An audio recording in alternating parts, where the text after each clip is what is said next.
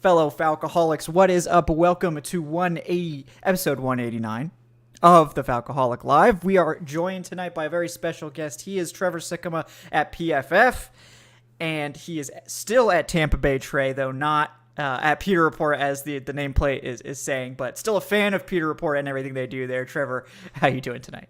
I'm doing great, guys. Look, if I still have a Peter Report nameplate on, then it's been far too long since I've been on a podcast with you guys. So I appreciate you having me back on. This is gonna be fun. Absolutely. Yeah, absolutely. And we're going to get to some draft stuff, guys, draft talk.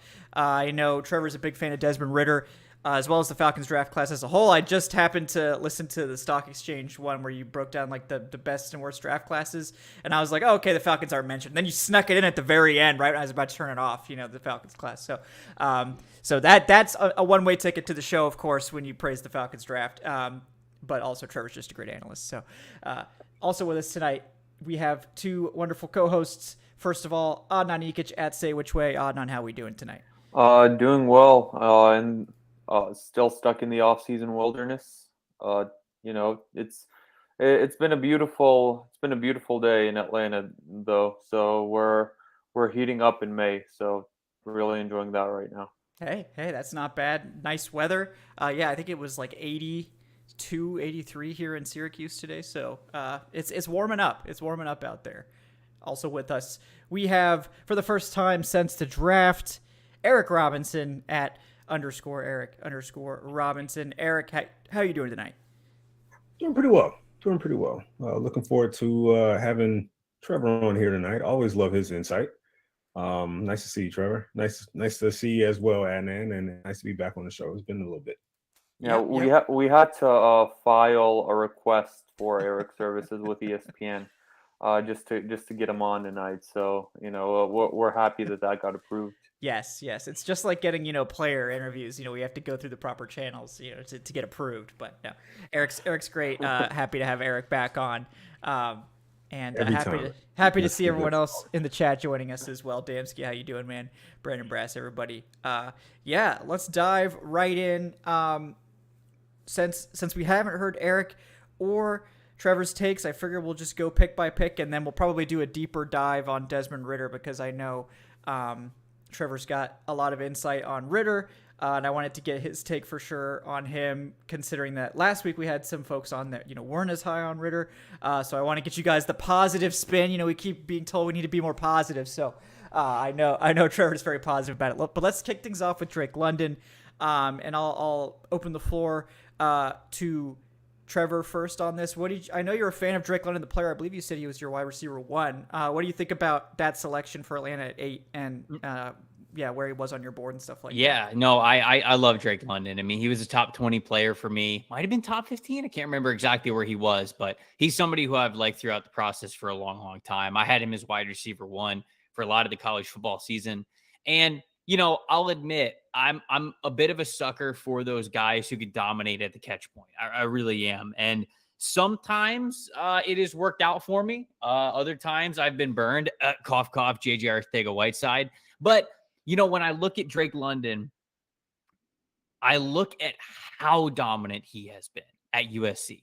And I look at the fact that he had 25 contested catches, which led all of college football. And that includes him only playing 7 or 8 games this past season. There are guys that played 12, 13, 14 games this college football season that weren't able to surpass how many contested catches this guy got.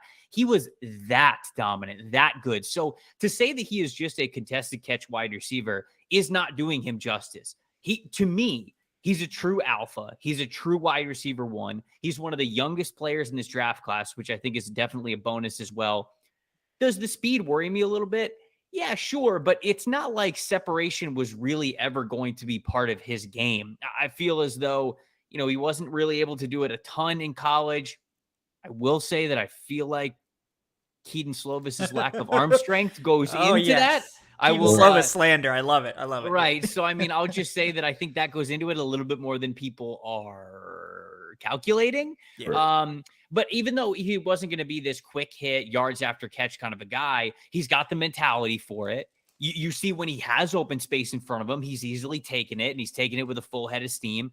And of course, when it's on the money down, man, when it's 3rd and 8 and you need a catch and somebody's just got to come down with it, or you're within the 20 or the 10 and somebody's got to come down with it in red zone. That's where I have all the confidence in the world in a guy like Drake London. And certainly when you look at a wide receiver room that's as depleted as the Falcons is, this guy gets to step in right away, have all the confidence in the world to be that go-to player. And I really did. I like this selection for him. I'm a big Drake London fan. Yeah, I like the pick too.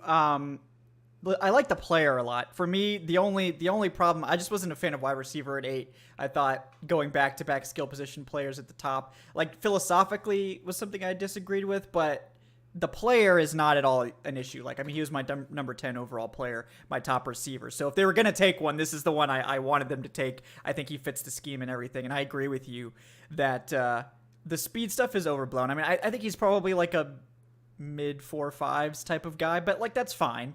Like Mike Evans ran a 4.53. Like, is his speed a problem? Hell no. So it's overblown, I think, and yeah, the Keaton Slovis slander is welcomed for sure. Eric, I haven't heard your take on Drake London either. So what did you think about that selection as the top pick? So initially, I will admit I wasn't 100% on board. I think at that particular point of the draft, I valued the edge rushers more than the receivers, and I kind of wanted them to take a swing there.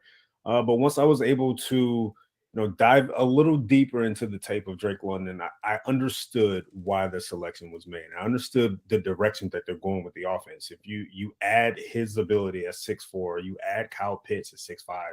Hopefully they can get something out of Alton Tate, who's also north of 6'5" as well. They're trying to create mismatches in a different way. You see it around the NFL now. Teams are kind of utilizing the aspect of speed to create mismatches. But the Falcons are heading into a direction where they want to use size, strength, and overall wide catch radius ability to create mismatches in the NFL. And I thought, you can go back and look at his numbers, like Trevor pointed out. The guy only played 8 games last year, and he still won Pac-12 Offensive Player of the Year with 88 receptions, which is incredible. 6 of the 8 games, I think he posted more than 100 yards. I think 4 or 5 of those games he had 130 or more yards. So he was very productive going into games where teams knew he was the primary option on offense, and they still were not able to stop him. So when it comes to him, I always felt he has a Brandon Marshall-like ceiling because of his size and his ability. And he doesn't create the separation, but that didn't really prevent Brandon Marshall from being a very productive receiver at the NFL level. And another name that was brought up that I thought was interesting as well was Marcus Colston. And I see a lot of Marcus Colston in his game as well, and his ability to be effective as a 6'4" slot receiver. And Marcus Colston made a living in the middle of the field in that particular aspect with the Saints for a number of years. So I think if the Falcons are able to squeeze that type of production out of Drake London, it'll be well worth it. And I'm fine with the pick at this point, to be quite honest with you. Yeah, I certainly get what they were going for, and it was clearly a big need on the roster, so it's hard to get too upset with it, but it's more, it feels kind of nitpicky, now in hindsight, considering what they did with the rest of the draft, but we can't be too positive on this program. We got to make sure we bring on Aaron Freeman too to make sure we get enough hating going on here, but we can't be too rosy. Fair and balanced coverage here on the Falcoholic Live. So I do like the point Trevor made about how young Drake London is. This will be his age 21 season, and then you have Kyle Pitts, who the Falcons took last year. He's turning 22 in October. So these are 2 guys whom are probably going to easily work into their second contracts in the NFL, maybe even third. So this is a great opportunity for Atlanta to have 2 guys really grow with one another. And you're not really desperate right away to have that impact, quarterback right now. You can kind of wait a little bit on Desmond Ritter if he is the guy, because these guys next season are going to be 21 and 22. So I mean, these guys will be able to grow with whatever quarterback you put out there, whatever young quarterback, whether that's Ritter or someone else in the next couple drafts. Yeah. I think the pick makes sense. I think they're trying to get big and physical at wide receiver. And you guys have mentioned also his ability to play the slot, which is not an emphasized position in the Arthur Smith offense, but it is nice to be able to have that flexibility to move him in there from time to time. So I think we're all definitely fans of that pick. The next pick, I know Trevor's a huge fan of. I was a huge fan of it as well. It was a small trade up. The Falcons gave up their 4th rounder to go up to get edge rusher Arnold Ebiketie from Penn State. A big-time addition to the pass rush that was desperately needed. Trevor, what do you think about the Falcons' 2nd pick there in Arnold Ebiketie? Look, I liked it a lot, and this is somebody who, Arnold Ebiketie spent some time at Temple as well, transferred over to Penn State, so he's one of the older prospects. You talked about the age of Drake London. Arnold Ebiketie is a little bit older, but I think he's also more refined. Like this is the kind of player that can come in and play right away for you. He was able to come in this past year, have a ton of success at Penn State. I mean, he flashes no matter what player you're watching. I was watching Brandon Smith, the linebacker. I'd watch Jaquan Brisker, the safety. And the whole time I'm watching him, it's just like, damn, 17 pops in the line of scrimmage. And the reason why is because the vertical jump, the broad jump, 90th percentile explosiveness scores, and this dude's just getting off the ball extremely quick. And I think he learned how to use his hands a lot better this year. He had a really nice pass rush plan a lot of times, but again, that comes from experience. It comes from being a little bit older. And so I feel like this is a player who can really step in right away and be productive in a pass rush room that I think they desperately needed it. Now, I definitely understand Eric's point of, hey, there were bigger trench needs on this team for you to really take a skill position player at number 8, or as Kevin, you brought up, like back-to-back skill position players in back-to-back seasons. But I think, if a Kayvon Thibodeau would have made it to number 8, I think that maybe the situation is a little bit different, but I liked how they navigated this draft, especially with their first 2 picks, because if you're not picking George Pickens, where the Falcons did Arnold Ebiketie in the 2nd round, then there really was not any other wide receiver that was going to give you the ceiling of a Drake London, if you ask me. Like, I like Sky Moore as much as anybody else, but like Sky Moore hitting a Drake London type of ceiling of production is still a bit of a reach. I think George Pickens can, but I think there's a lot that kind of goes into that with what people talked about with motivation and focus and off the field stuff. I've never met the dude, so I hate talking about character of people that I've never met. But I think all that goes into it with George Pickens. But outside of him, you got the better deal getting Drake London at the top and then Arnold Ebiketie at the back end of the 2nd round, or the front end of the 2nd round. So I liked how they went boom, boom with wide receiver and edge rusher, how they kind of prioritized that there. The draft itself, where the main goal is to get as many good players as possible,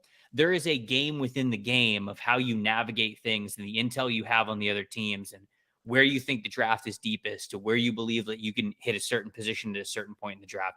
And I thought the Falcons did a good job of prioritizing what they believe is dominant playmaker in the passing game at the top, which they didn't think they were able to get in the top of the 2nd round, and then getting an edge rusher that I really do think they can depend upon a lot, even this next year, with Arnold Ebiketie. So I like what he brings to the table from an immediate standpoint, with him being an older prospect, a little bit more refined in his details. And I just liked how they navigated those first 2 picks overall. Yeah, I agree with that. I think that certainly in hindsight, it looks better too, because they set off this massive wide receiver run, and it, caused the Saints to feel like they needed to move up for Olave. And, maybe you're saying like, oh, well, we just made our rival, spend an extra pick to get their guy, haha, and all that. So, I like the gamesmanship angle of that if you want to go down that path. But, Drake London's a great player, and there weren't a lot of true, like, sort of prototypical X guys out there. Drake London was sort of the clear one, and I agree, like, George Pickens was sort of that other option, and, Christian Watson probably in that mold too, another guy that's going to need probably some time before he's going to sort of take over that dynamic number 1 role in a passing game. But, considering how the board fell, the top tackles were off the board, the top edge rushers, 3 of them were already off the board. It made it easier to swallow a wide receiver there, because I think you could say, well, we'd rather have wide receiver 1 than edge 4, even if edge 4 is a good player. So, Eric, what do you think about Ebiketie coming in? to kind of sort of go back on Trevor's point as far as Yeah. the draft being somewhat of a chess match to a certain extent. Teams, and I mentioned this before on the show, teams have enough intel when you go into draft day. They have a general idea as far as what other teams are thinking and what direction they're going. And I'm pretty sure the Falcons probably felt like, hey, yes, we can take another receiver. They easily could have went Jamison Williams. They easily could have went Garrett Wilson, but they wanted that Drake London type guy. And they knew that if they missed out on that the first go around, they might not have gotten another Drake London type impact player in round 2 or round 3. So I think that's why they kind of swung for the fences for Drake London in that particular situation. Not to mention that they probably knew that there was going to be a slew of teams in the first round that was going to take a swing there as well. So, but when it comes to Ebiketie, he's a Temple transfer, first year at Penn State, 18 and a half tackles for loss, 9 sacks, which is pretty impressive. And if you throw on the tape, like Trevor pointed out, if you throw on the tape, you can't help but notice him. He's really much more of a technician type edge rusher. And the one thing that I like a lot is his ability to be able to set up the opposing offensive lineman before he's able to make his initial move. And it's one of those things that you have to learn. You have to kind of polish that particular part of your craft. And he's there already.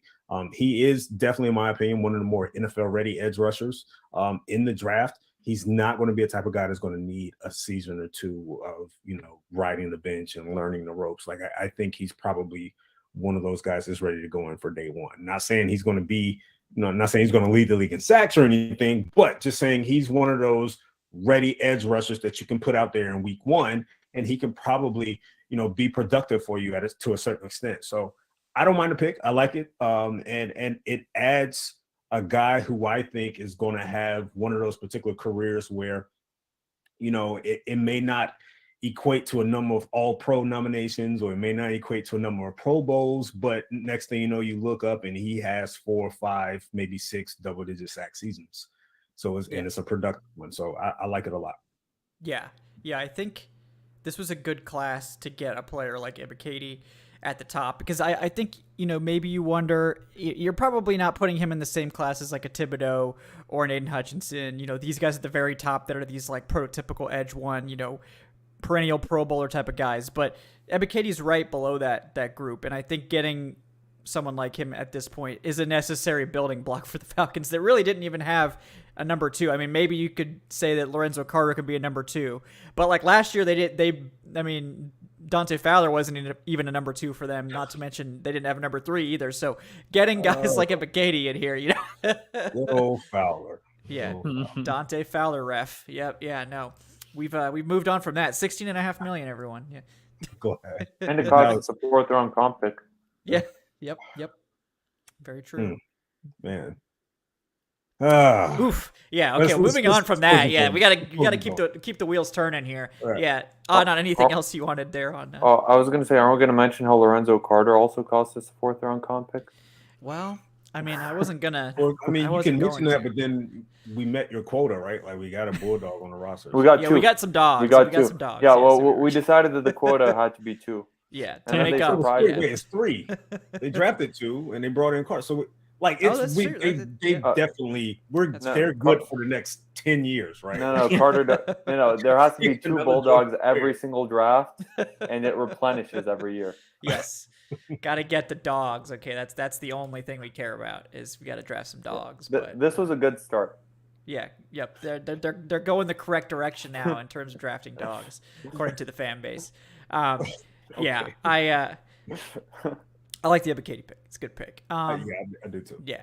Next pick, one of the ones that I think there was more splitting on, although I do really like this player, is linebacker Trey Anderson from Montana State, a guy who's obviously just an incredible athlete, a perfect 10, as I like to say on the RAS score, just incredible testing, sort of a jack of all trades guy, played quarterback, running back, linebacker, was basically all conference, like every position he tried to play. So I have a lot of faith in him, growing into whatever role the Falcons want to put him in, because he's done it.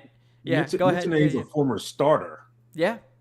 At quarterback as well. Like this is not just a guy that was like a third stringer. No, like he was on the field extensively at quarterback. Oh yeah. No, I think he was like their starting quarterback after their original starter got hurt, and just like, was all conference or something, and then all conference running back, and then all conference linebacker. I think he was like the conference player of the year or something like that this year. Yeah. So, I like the pick. I like the fit in this defense. I like the size. I like everything about it. I think this is a good place to take a swing on somebody like that. Trevor, what do you think about Troy Anderson in Atlanta? I just thought it was a little early for Troy Anderson with Atlanta. The only thing that I really don't like about this pick is I think Atlanta is worse off on the offensive line than maybe they believe.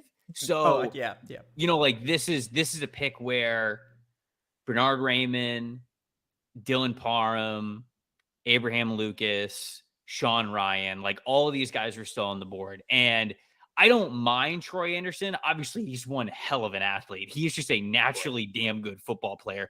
I do think that he struggles a little bit with just like between the tackles, physicality stuff, which kind of worries me a little bit. I actually like Rashaan Evans a decent amount. So like they brought him in. They obviously have Deion Jones as well. So like right. That's true. I like Troy Anderson, the player. Yeah. I would have just liked it. Like if the Falcons pick Troy Anderson, let me pull up the draft here. Like if they happen to pick Troy Anderson, 74. Like 74 is kind of strange because it's a quarterback pick and I liked it. So like I feel weird like if you switch it up, But like if you would have picked him at like 82 instead of Malone, then I would have been like, okay, I like this a little bit more, especially if this pick here at 58 would have been an offensive line pick. I would have liked that a lot more. So that's kind of my thing overall is that I don't mind Trey Anderson. I wasn't as big on him as some other people were because for as much as I do praise how much of a natural athlete he is, it is a position that demands a lot of physicality. And there were times when I felt like he was not as physically imposing as I would have liked him to be at the FCS level. And that only gets way harder at the NFL. So dude can move. Dude's a really great athlete, but being able to hold your own from a strength profile is still a prerequisite to playing linebacker in the NFL. For as much as we are getting lighter and faster and all of that on both sides of the ball, linebackers still need to be able to hit when you're talking about a guy who you picked in the second round at number 58. Yep. He's got to be able to play all three downs for you eventually. Will Anderson have that strength profile? And if he does, great, he works out. But even if he does, I kind of wish they would have taken a chance on an offensive lineman instead. So that's my overall thoughts on the pick. Like the player, wish they would have picked offensive line. Yeah, I think this is the one spot where some people get off the train. Just like I really like Troy Anderson. I was pretty high on him, but even I had him as like a third round grade. So like this was early on my board a little bit. I do really, I think if you're going to take a swing on a 10, perfect 10 guy. Like, the athletic ceiling is really high. So, like, I don't necessarily disagree with that, but I agree. Like, they seem to really have faith in Jalen Mayfield and Matt Hennessy and Drew Dahlman that there's going to be something there. I think it's okay to have faith in, like, one of those guys. Like, one of those three, maybe you could be like, okay, like Matt Hennessy. Yeah, we think you can get better, It's talked about a lot. PFF really liked Matt Hennessy last year, because of his run blocking. Fans are definitely more split on him, but nobody liked Jalen Mayfield. He had a single-digit PFF grade. Yeah, even Trevor had to smirk at that a little bit. Yeah, he had one of the he had one of the lowest grades of any player in the season. He might have had the lowest. I haven't checked in a while, but I remember like we were like more than halfway through the season, and I looked at his season grade, and it was like a 31 overall out of 100. And I was like, holy cow, I didn't know that was possible. Yep. He had a 1.6 against the Eagles last year. He did. He did. I had no idea that was possible. So we learned a lot about the grading system. So that's always a plus. But, I don't disagree with the idea that offensive line would have been, I think Dylan Parham would have been awesome here. I know that there were a lot of Jamari Salyer fans too, speaking of dogs. He ended up going way later than I expected. No, we could have gotten him in the 6th round. Yeah, apparently. So, but yeah, I don't disagree with that. And, I think it's like if Anderson reaches a ceiling and is a 3-down linebacker, then no one's going to complain. But it was definitely a sort of home run swing, and I don't hate it, where this team is, but we really need to see some improvement from Mayfield and Hennessy or Dahlman, whichever two of those guys end up starting, because there really isn't anything else, and the offensive line was a massive problem last year. So, yeah. Eric, what did you think about Anderson? I don't think it was early. I think it was fair range for him.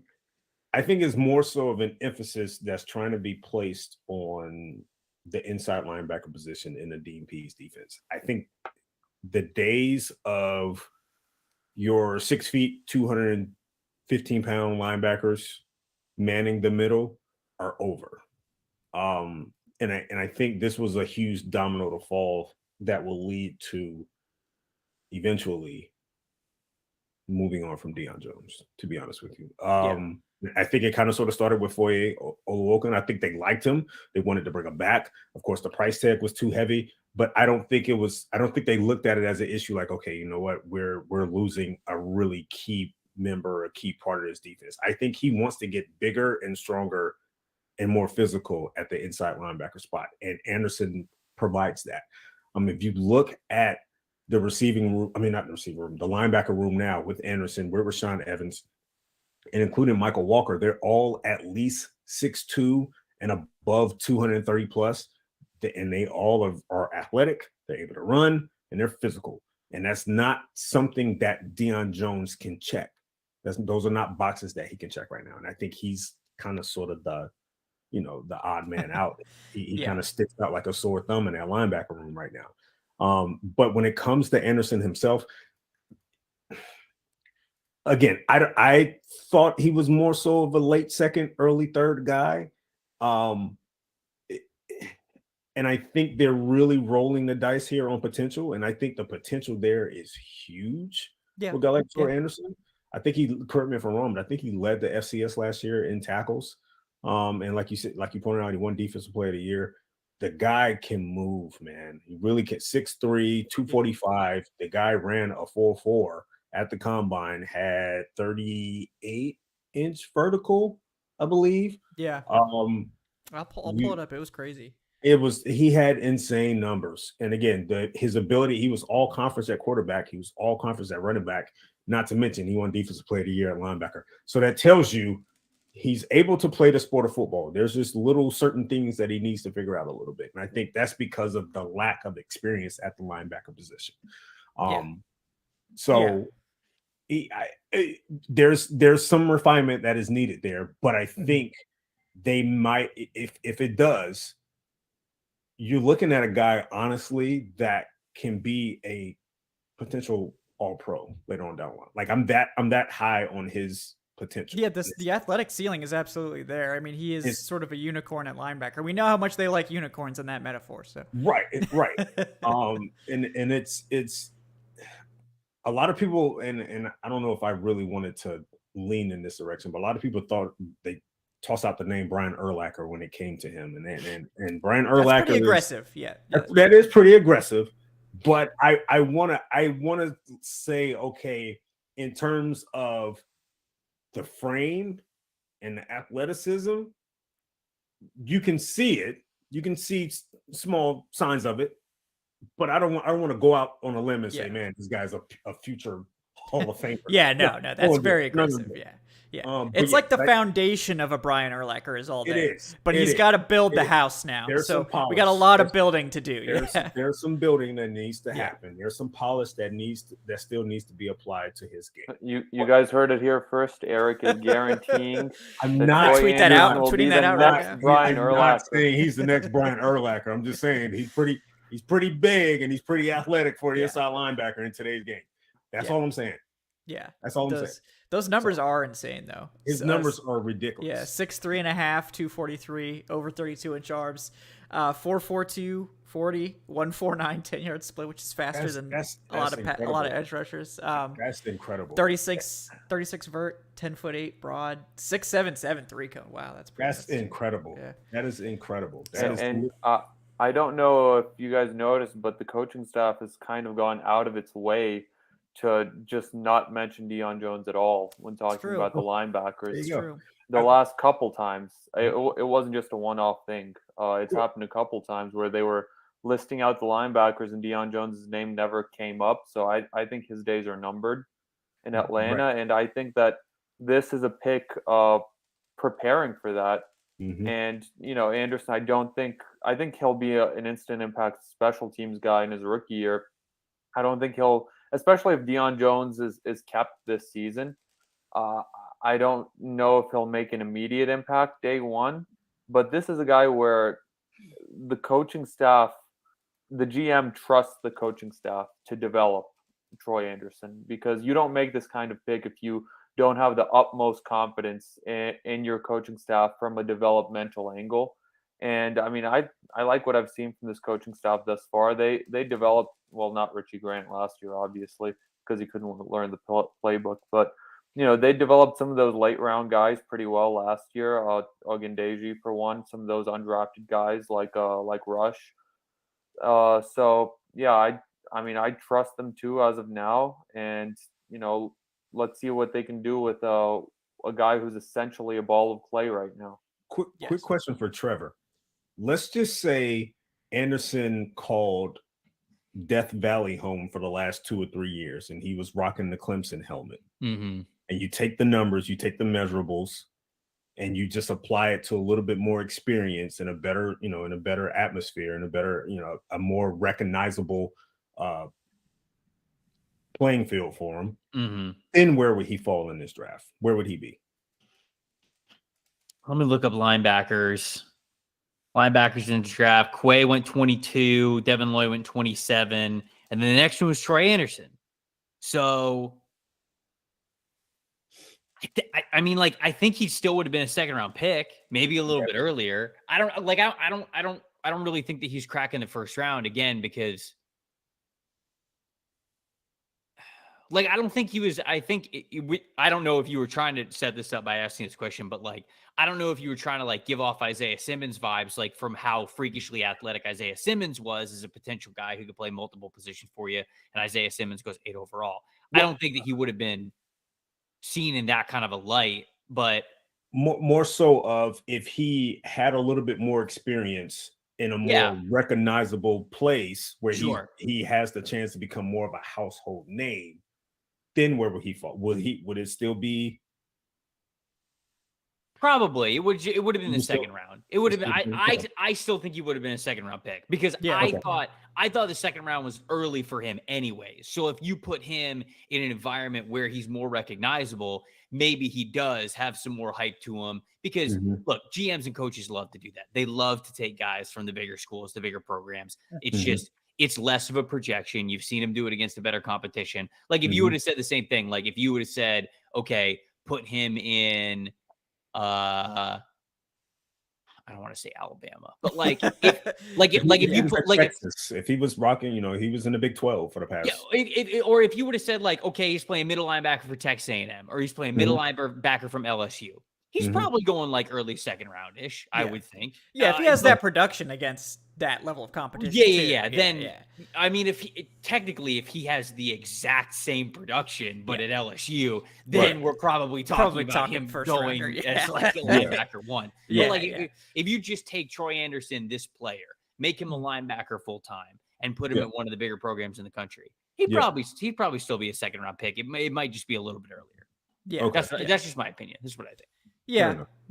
Okay. Yeah. Good discussion. Definitely appreciate that. We're gonna briefly skip over Ritter. We'll do Ritter last, because I know we're gonna have a lot of takes on Ritter. But let's go to D'Angelo Malone next, who I know you're also a big fan of, Trevor. What do you think about the Falcons double dipping, getting another pass rusher in here? Yeah, I love the double dip, even more than just like the player himself, which I like Malone. I mean, it's a high ceiling dude. He brings you the size, he brings you the explosiveness, the athleticism. That's exactly what you want. This is also a perfect complement to, we already drafted our edge rusher that we believe can be solid for us right away. And not to say that Arnold Ebiketie doesn't have a high ceiling. I don't mean to say it like that, but they already spent a higher pick on an edge rusher that they probably have a lot of confidence in, that's going to come in and start right away. Now they take a massive swing at the bat by double dipping as early as they did, 3 selections later for them. So look, I love it from Malone. I think he's got a ton of potential. My co-host at NFL Stock Exchange, Connor Rogers from Bleacher Report, he was even higher on Malone than I was. I think he had Malone as like a top 50 player in the class. Oh yeah, that's right. That's right. Yeah. He absolutely loved them. Getting Malone at 82 compared to a top 50 player with his grade. I can't remember where Malone was around this area for me on my big board. So like I liked him. I thought this was a great spot for him. I felt like the Falcons, with this being their second edge rusher of the draft, fantastic pick. I felt like edge rusher is just so depleted for them. I wanted to see them double dip anyways. They go back-to-back guys who have really high ceilings when it comes to that athletic profile. So I liked it. I really did. Yeah. And I just remember from the Senior Bowl watching, for whatever reason, Malone just looked tiny at the Senior Bowl. He's not tiny, but he was going up against Trevor Penning. And like, I just remember him getting up under Penning and just pushing him over. And I was like, who is this tiny dude? He's got to get bigger anyway. He does. He's got to get bigger anyway. Because he's coming in as an edge rusher at like 235. I don't remember. What did he come out? It was like 245. It actually wasn't bad. Yeah. Did he come in at 245? I'll pull it up. Yeah, it was better than I thought. But there we go. He was 243. But here's the thing. Okay. Yeah. He gained weight to get to 243, I think. And I think so. 243 is still third percentile.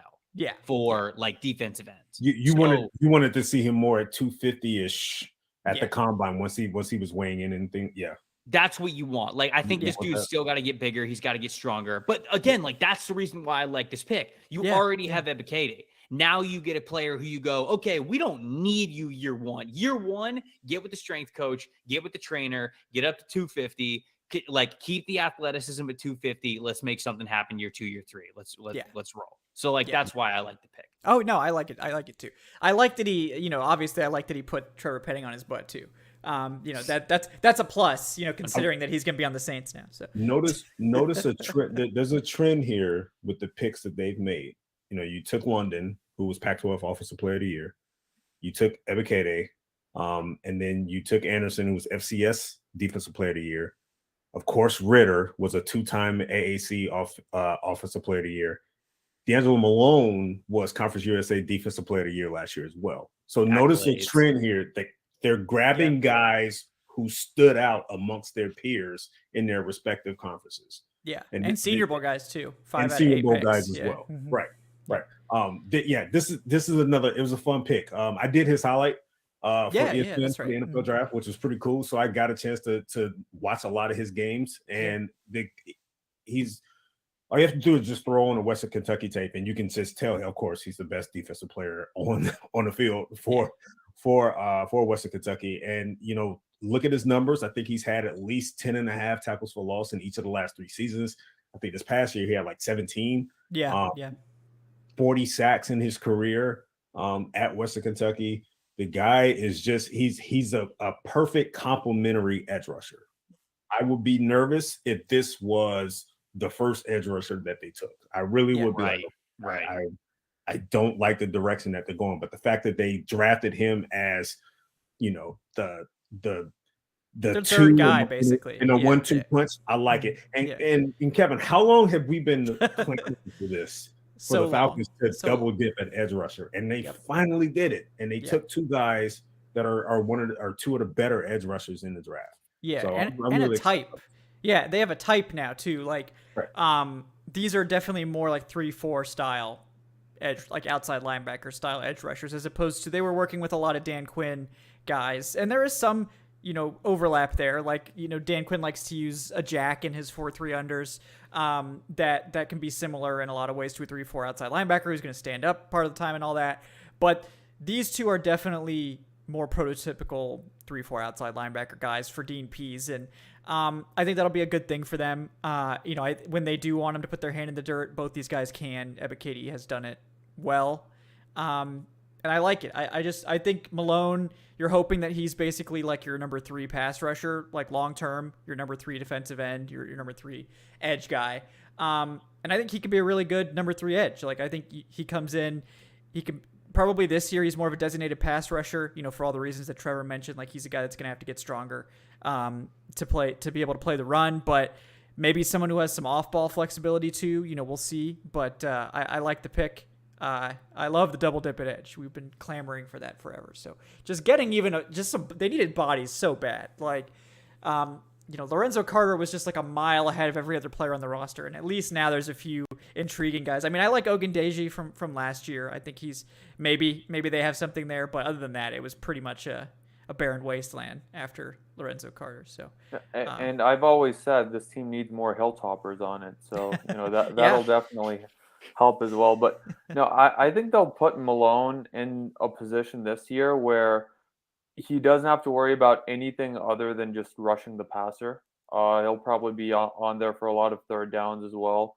And, just taking away that responsibility, everything else, not having to account for anything else will help him out some. And it'll, I think, help the team in making an impact right away in his rookie season. I love his length. He's a really quick guy.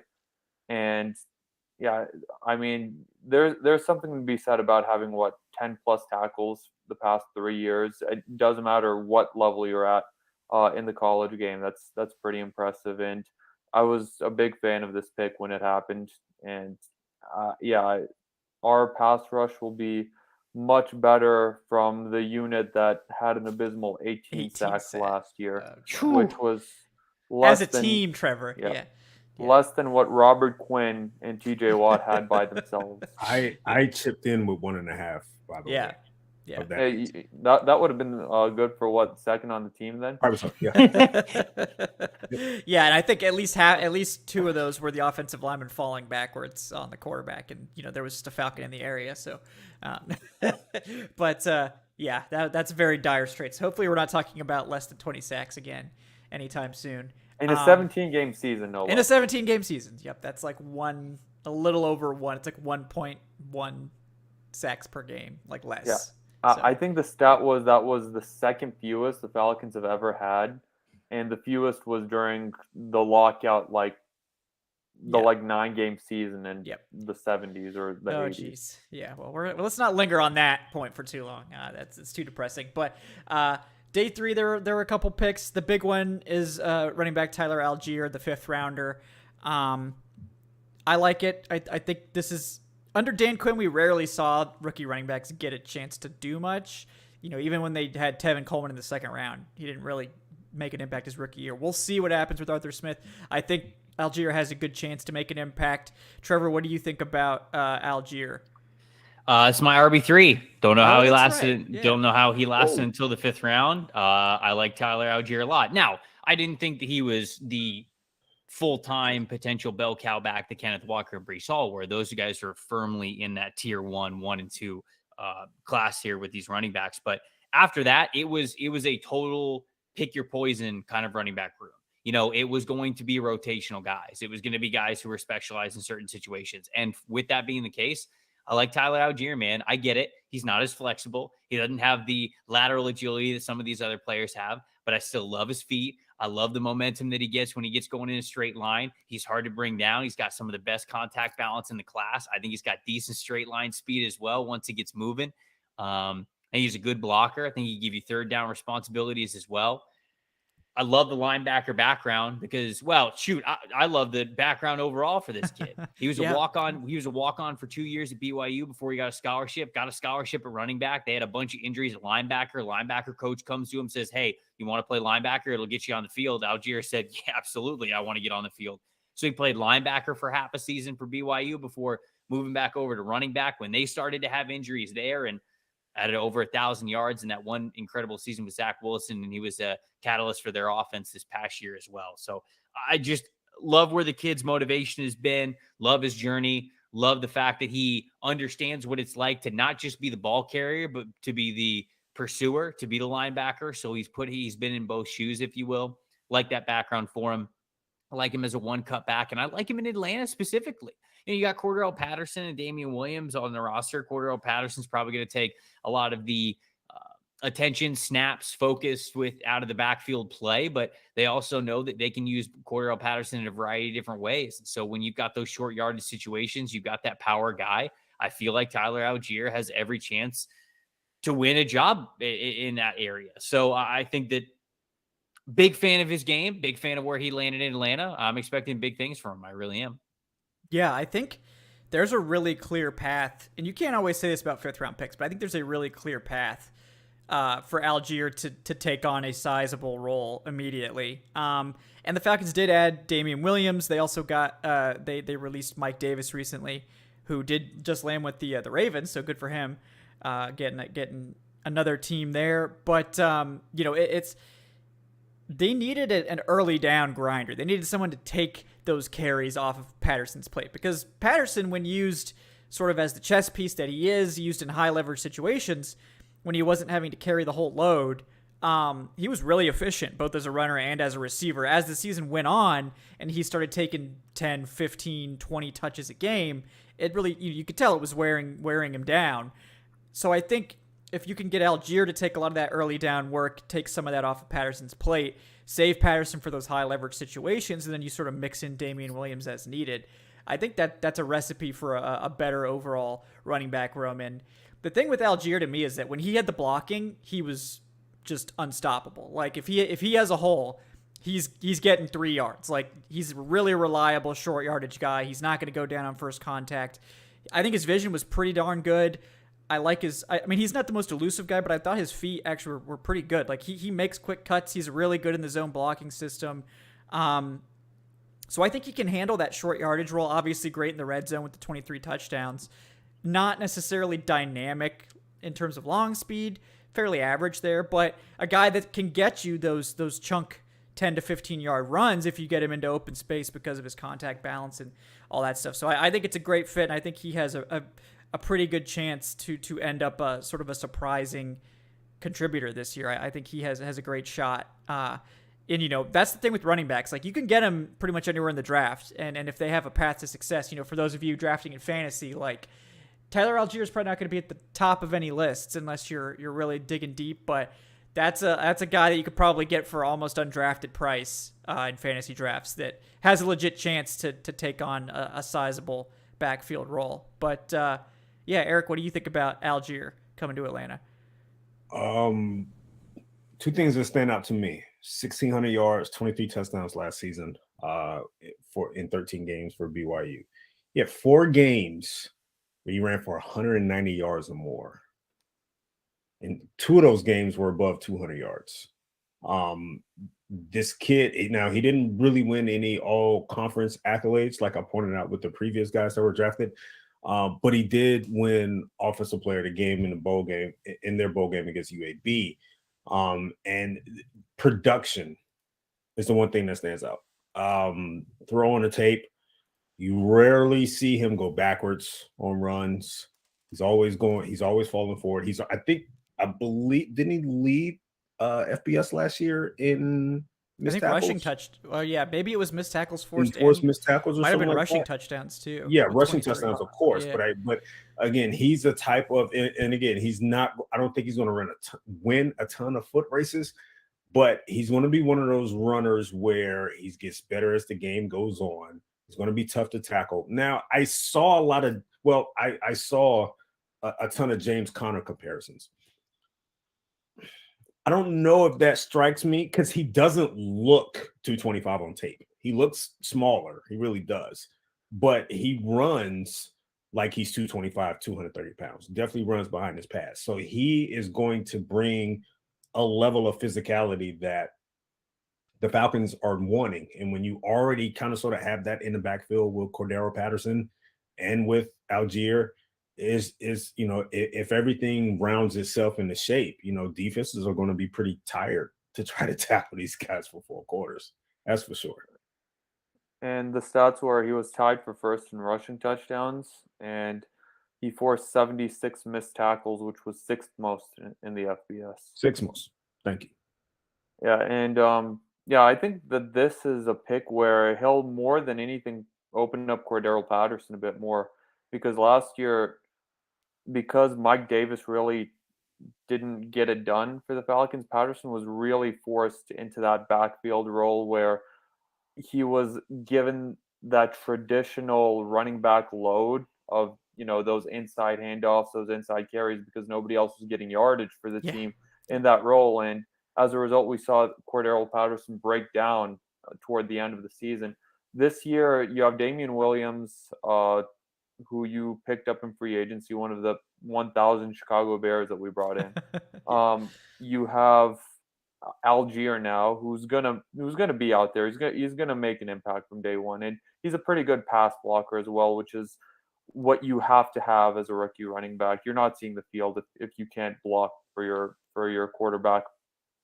So as a result, Cordell Patterson will get some of those backfield carries, but now Arthur Smith can sort of use him as that X factor on offense. He can line him up wherever he wants. And, he can even use him as that third wide receiver or third target behind Kyle Pitts, Drake London. And he can really open up the offense a little bit more. And, he can really get more creative with Patterson than what we saw last year. And that could result in an even better year for Patterson this year from an efficiency standpoint, even if it's not better from a pure yardage standpoint. Yeah. And the hope obviously is that the run blocking improves too. Obviously, we'll see how that goes. But because if the run blocking's bad, then everyone's going to struggle. But if the run blocking can be better, I think that bodes well for Algier and for Patterson and the rest of the running back group. All right, guys, I think it's that time for Desmond Ritter, the first third round pick at pick 74, which I thought was a terrific value to get a guy like Desmond Ritter that late. Trevor, I believe he was your QB1 in this class. So yeah, talk to me about Desmond Ritter and why fans should be excited that he's in Atlanta now. Okay. I do have to preface it by saying QB1 in this class does not mean what it has meant in different classes. Trevor Lawrence, basically, right? Yeah. Yeah, right. Him and Trevor Lawrence on the same playing field. The reason why I thought that Desmond Ritter was QB1 in this class is because in a class of a lot of uncertain projections with a lot of different players, Ritter has already checked a lot of boxes. I think that he has the best pocket management, I think, of any quarterback that we were talking about as a potential franchise guy or starting quarterback. He understands how to manage the pocket. It's not this gimmicky offense where, like, for example, Matt Corral, one read, he's gone. Like, that's it. There's no pocket management there. It's you're reading one player on the defense. You're either throwing the ball or you're tucking it and running it. It's not really, that doesn't really teach you how to manage pressure and get the internal clock right and all that kinds of stuff. Desmond Ritter operated an offense that allowed him to do 3, 5, 7-step dropbacks, more quick stuff than sevens, but he was able to do a lot of different kinds of dropbacks. He was able to go through different kinds of progressions. He was able to navigate things really well in that regard. I think that he could see defenses very, very well. He just operated in an offense that I think was translatable to the NFL, that it's not going to be this giant projection of, okay, what is he going to be? Because look, I think that everybody can talk about Malik Willis's physical gifts, and there's no doubt about it. He had the highest ceiling of any quarterback in this class. Malik Willis has the arm strength and he has the leg mobility. He has all of that stuff to be an incredible quarterback, but he is so far away from he was so far away from even proving that in college. What he was able to do was simply flashes. That was it. Now, he played behind a terrible offensive line at Liberty, so he wasn't going to get any better through that, but that doesn't mean that you're going to play him in the NFL and all of a sudden it's just going to get better for him. It's still going to be time. It's still going to be him working on that and getting that down. And some guys don't. There's no guarantee that happens. And so that's a massive projection for Malik Willis, even for people who think the best of his abilities and think of the highest ceiling that he could be. Look, some people compare Malik Willis to Lamar Jackson when he was coming out. Guys, Lamar Jackson won a Heisman. Like that's dumb. We can't be it's doing unfair that. It's unfair to both of them. Yeah. That's absolutely silly to be doing that. And I think Malik Willis lazy as well. Right. It is. It's totally lazy. And he's just like, he's so much further away from achieving his ceiling than Lamar Jackson was. And Kenny Pickett, I have worries that his arm strength is ever going to be what it needs to be in the NFL, even beyond just the small hands. I mean, just normal athletic ability. Sam Howell's never tried a steak before, so that's obviously something. Big red flag. That's something that's a big red flag. No, take him off the board immediately for that one. I do like Sam Howell outside of his meat takes, but I think that he's going to be okay. Him getting to sit behind Carson Wentz, or maybe even start this year. Who knows? We never know with Carson Wentz. All that to say, getting back to Desmond Ritter. I think he managed the pocket better than anybody. He's certainly shown that more than anybody over the college football season, at least these draft-eligible quarterbacks. He knows how to go through progressions. He knows how to read defenses. He knows how to call things out in the pre-snap. His mechanics are already very, very clean. I think that what he does from his footwork to how wide his base is, how short his throwing motion is, exactly where he's leading the ball to his target. I think that he does things from a disciplined, detailed standpoint very, very well. I think he's got good and adequate arm strength. I think he's got some added mobility to him. He's certainly tall enough to see over the offensive line, which is important. Yeah. The only thing that really holds me back with Desmond Ritter is the touch portion of the accuracy part of his game is sometimes lacking. And guys, I have no idea why. Yeah. I have no idea why. I read a lot of Nate Tice's work because he does incredible work. And and being a former quarterback, he's able to see things very, very well. And he said that what he noticed about Ritter is that sometimes it's at the beginning of games. And maybe it's the fact that Ritter's just like too amped up at the beginning of games that he's missing these throws. And there is reason to believe that could be the case because a lot of his missed throws do come at the beginning of the games, but not all of them. Sometimes there's like a floater pass to the end zone that should absolutely have been picked off. And I'm like, dude, touch is the hardest thing to improve on in the NFL. You can improve overall accuracy numbers. People like to say like, oh, he had a 63% accuracy. Okay, look, let's be honest here. You could bump that up to 67, 68 simply by getting on the field and just repetition, muscle memory, rhythm, timing with your wide receivers. You can increase that kind of number in your stats. Touch passes are much more of a natural gift that you have or you don't. That stuff is really tough to teach. And when Ritter misses, he misses with touch.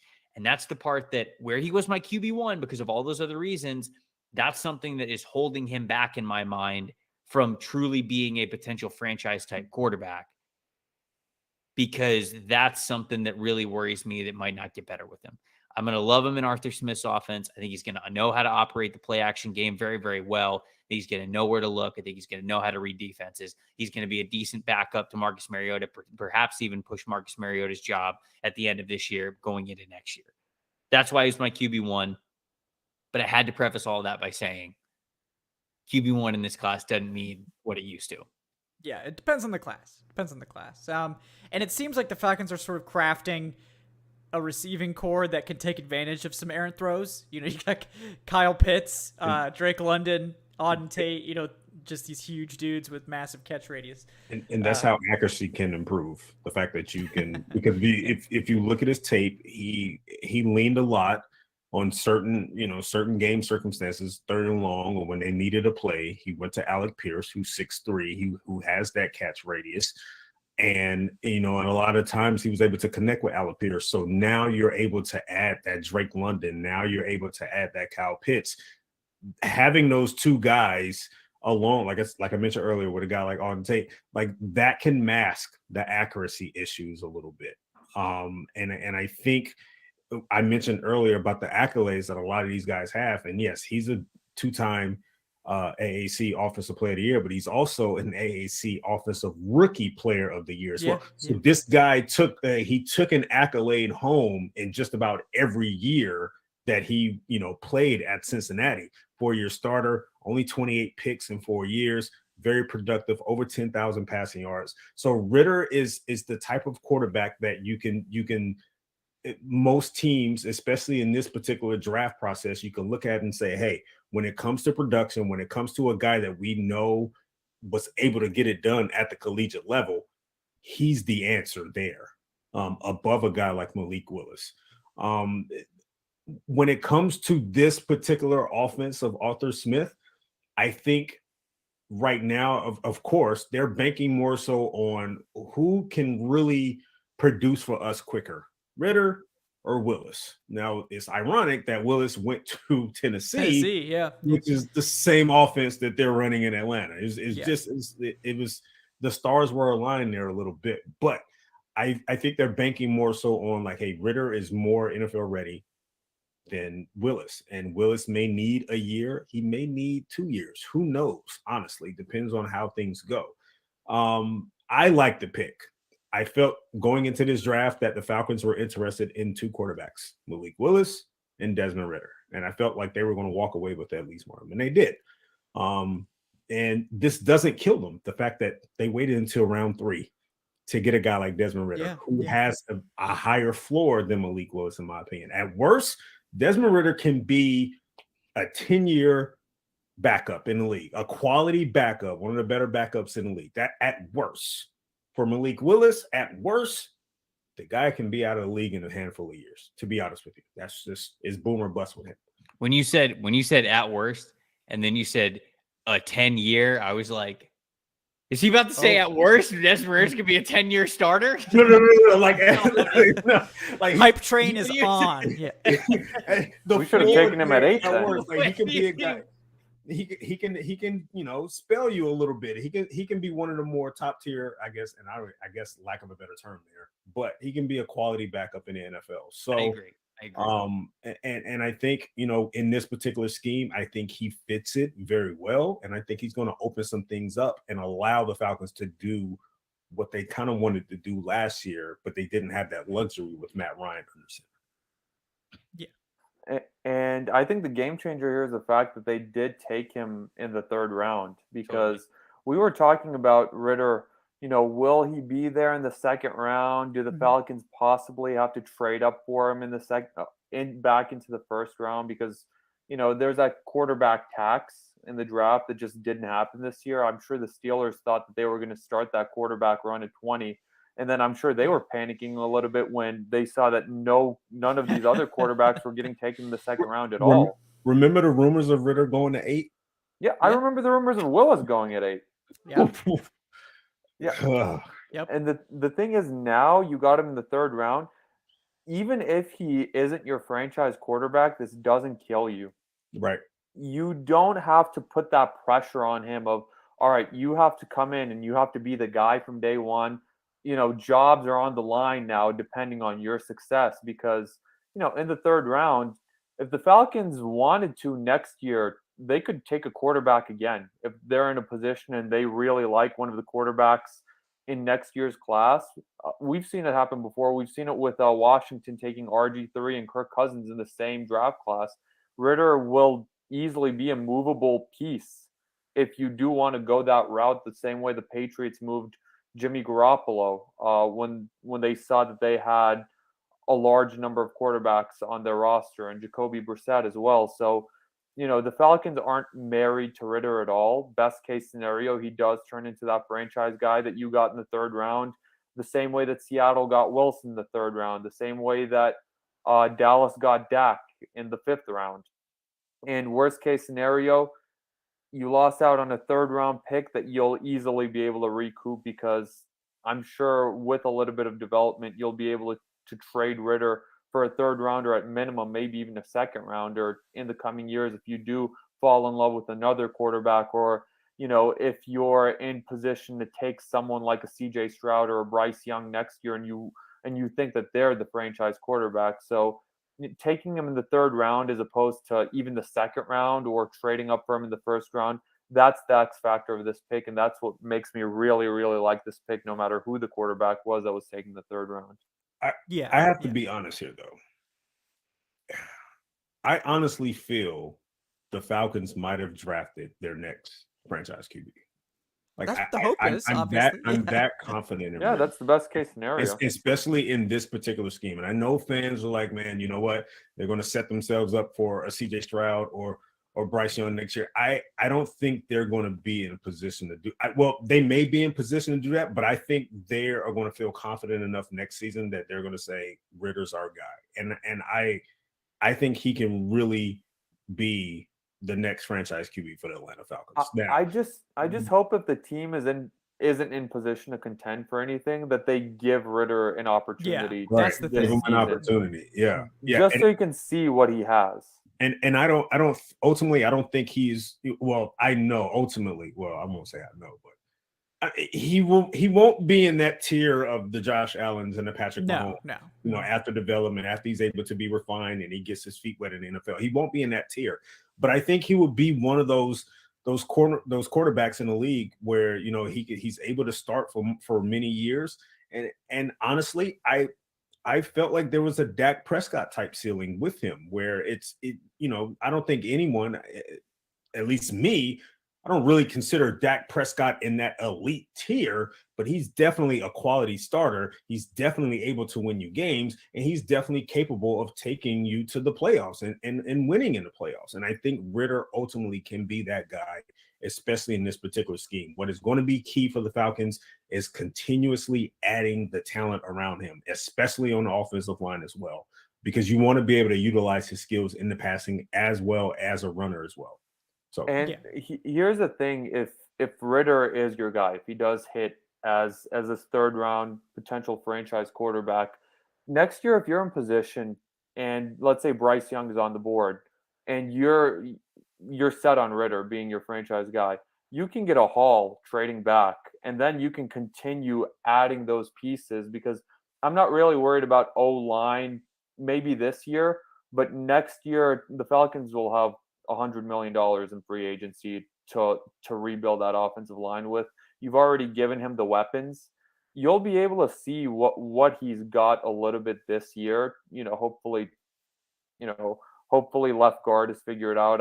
I'm still a firm believer that Matt Hennessy is the guy at center, and I'm driving that hype train until the wheels fall off. But the lugs are a little loose. I will say that. I'm driving the Matt Hennessy hype train. That's cool.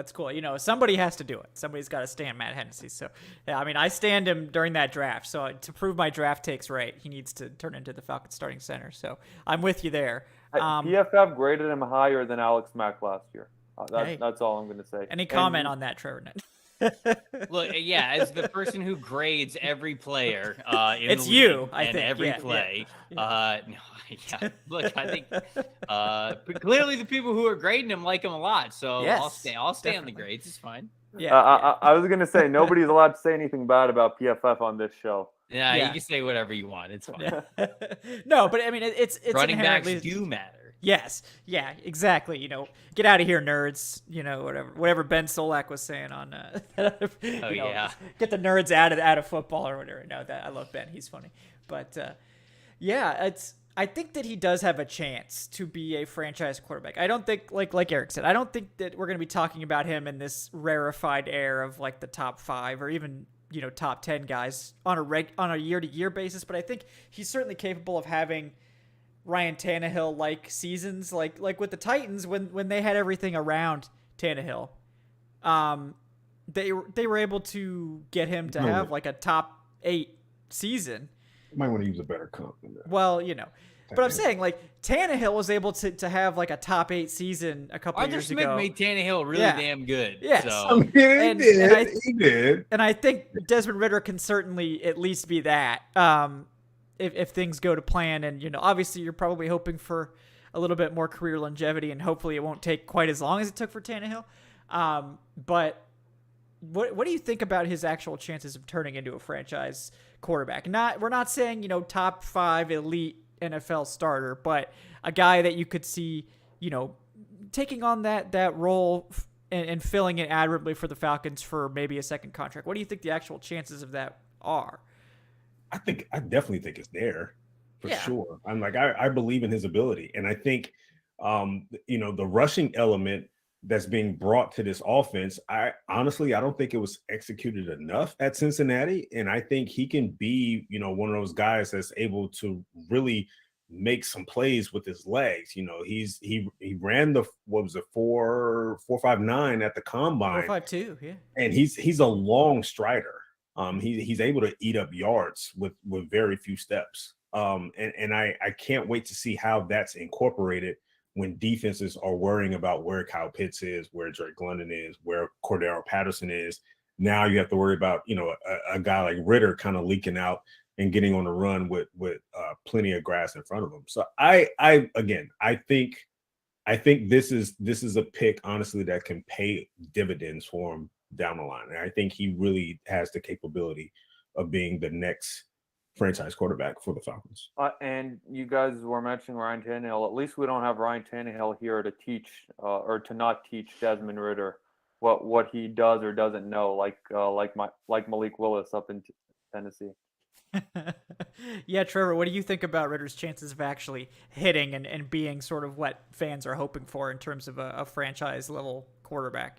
The opportunity's there for him. Certainly look at Marcus Mariota. And I think Marcus Mariota got dealt a bad hand when he was in Tennessee, given the lack of weapons around him and how he had different offensive line coaches every single year. So I think that he got the short end of the stick. So there's reason to believe that Marcus will be okay as a starting quarterback in Atlanta, but Ritter's going to have the chance to push for that starting job over the next 2 years. And like I said, it's not like he's going to step in and be this project quarterback. I think he's going to be able to impress right away when it comes to practice and preseason and all that stuff. So look, I think that, like you guys have said, he's got all the tools. The one thing that worries me is the accuracy when it comes to the touch passes, because those players that you want to continue to believe in, that give you those handful of throws that you go, that's my franchise quarterback, they're often those almost kind of like backyard football, kind of like crazy plays. And a lot of times that involves some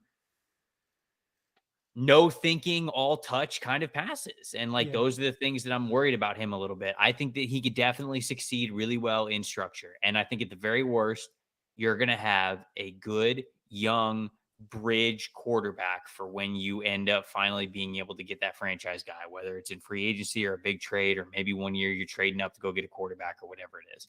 I think Desmond Ritter, it will at least give you that chance to potentially be a franchise guy. Yeah. In the third round, I think it's a great swing. And if he just becomes a good backup for you long term, I think he reminded us of another Falcons third round pick quarterback in Matt Schaub, who was a backup for most of his career, but did have a stretch of 4 or 5 years in Houston where he was making Pro Bowls. I think he led the league in passing under Shanahan 1 year. I could see that as a possible career path for Ritter as well, a guy who is a really, really long tenured NFL player who plays 10, 15 years in the league, isn't necessarily this elite level starter for most of it, but could have a peak of 4 to 5 years of being, a fringe sort of Pro Bowl guy in the right situation. So that's the hope. And did you have something else you wanted to add on? Yeah, no. And Matt Schaub is someone that the Falcons had on the roster for a few years and easily dealt, in fairness, when they thought that Mike Vick was the guy, and that did not end up working out for them because, Mike Vick had the legal troubles, but who could have seen that coming? But yeah, I like it way more, the fact that it's a third round pick, just because there's a chance that Ritter's the franchise guy, but he doesn't have to be. Yeah. And if he's not, then it's not like the front office is going to be losing their jobs over it, because there's some guys where, you make that pick, and if he doesn't pan out, then, heads will roll. You marry yourself to that quarterback. Right. And the fact that this isn't that case, that leaves open so many possibilities, and it's just a great move to get him in the third. And it was lucky that Ritter was there in the third round. I do not think he should have fallen that low. I don't think Willis should have fallen to the third round either, but I think every team except for Pittsburgh that ended up with the quarterback got really good value out of it. Yeah, I agree. I liked it. I liked the class as a whole. I think it was good. And I appreciate Trevor Sikkema for coming on and breaking it down with us tonight in detail. Awesome analysis, Trevor. Appreciated your analysis, your opinions from an outside perspective. Anything else, Trevor, you wanted to add before we wrap up tonight? No, appreciate you guys having me on. This was a lot of fun. It was good to, again, talk about draft classes. It's cool to talk about the fits now that these guys are officially drafted. And it was great to hear y'all's thoughts as well, what you guys think of these guys and how you think they're going to play in their rookie years and beyond. So this is great. Appreciate you guys having me. Absolutely, guys. He's still at Tampa Bay Trey, no longer at Pewter Report. He's at PFF. I'll make sure to have the nameplate updated correctly next time. But Trevor, really appreciate you. Also with us tonight, we had Adnan Ikic at Say Which Way on the Twitters. Adnan, anything else you'd like to add before we sign off? Stick with the Falcoholic for schedule stuff coming up this week. Yeah. Schedule is being announced tomorrow, and we'll have a bunch of articles breaking everything down regarding the schedule. The NFL is really making a big scene out of it, doing it daily with these primetime games this year. But, it's the NFL. They can get away with everything. Yeah. Also with us tonight, we have Eric Robinson. He's at _Eric_Robinson. Eric, anything else you'd like to add tonight? No, like Adnan mentioned, man, check out the Falcoholic. That's your one-stop shop for everything Falcons. And yeah, be sure to be on the lookout for schedule release tomorrow. There is a schedule release special on ESPN at 8 All right, get that plug in. Good job. Yes. Real company man, Eric Robinson. Yes. Just tossing that out there while we're here. The bosses are watching. Good job. Yeah. Snuck it in there at the end. Great job. Glad to be here, man. Glad to talk. Yeah, happy to have you back on. Always. Yeah, we did have one final tip come in from Ray Moon with the $5. He says, "I'm still a fan of Felipe Franks. I think something's wrong with me." Yeah, something is. Sorry, I appreciate you guys giving these guys $5 to get that in the show. But as somebody who is a University of Florida grad, yeah, you think the You Frank should ship not. has sailed? Yeah. You didn't like his turn as a tight end on the Falcons last year? that would be a better position for him than quarterback. He played it in Atlanta last year. He did. Well, he should. If you don't remember, then you're doing better than we are. So what you're telling me is that we need to add Felipe to the passing element for Correct. So Yes. line him up alongside Pitts and London, and You man, cannot work. teach size, baby. you can't teach it. You I can't guess. teach it, okay. I guess. Beautiful. Yeah, I don't know how a guy who tests out that well as an athlete has such a low yards per carry. I feel like his yards per carry was like 2 or something at Florida, which was very shocking to me. But then I watched him try to run Wildcat in Atlanta, and I was like, oh, yeah. He was a 5-star recruit out of high school, if I remember Yeah. correctly. He certainly looks the part. Yeah, he was in that Jacob Eason class, and That's right. yeah, it's just. Yeah, whatever happened to him as well? I think Jake he's Fromm. in Indy right The now, God. right? Yeah. No, I think Eason's in Indianapolis right yeah. now, Yeah. backing up our old friend. Yep, Matt Ryan. So shout out to Matt Ryan, by the way, guys. Yeah.